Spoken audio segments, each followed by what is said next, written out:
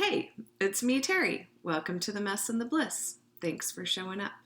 Remember to like, share, and subscribe to my channel.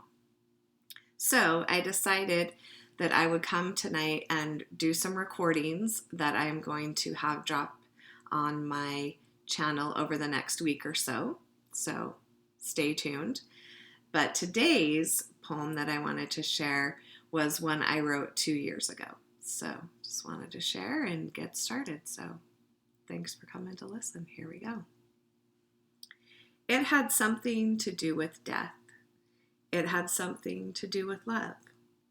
Yesterday we did a thing I've never done before, spreading ashes of a loved one. My sisters and I drove my dad to the Grand Canyon to set my father free from one of the jars he inhabits now. A light mustard yellow quart jar with the word dream written on it.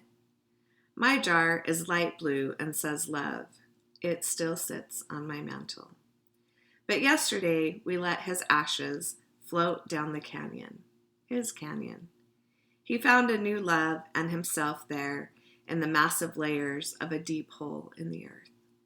My dad was different from most dads. I knew he was more rough around the edges.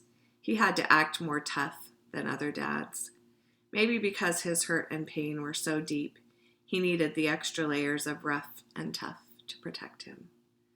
I have odd memories of my dad that most children might not have.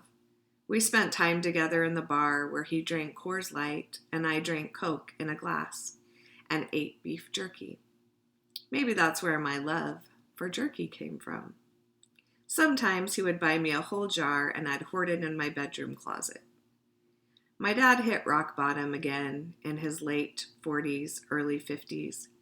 It was heartbreaking to watch. It was painful to admit to myself, let alone anyone else. As my sister and I sat on the bench yesterday, we looked around at the lodge and cabins that had been his refuge all those years ago. We talked of his love for the canyon.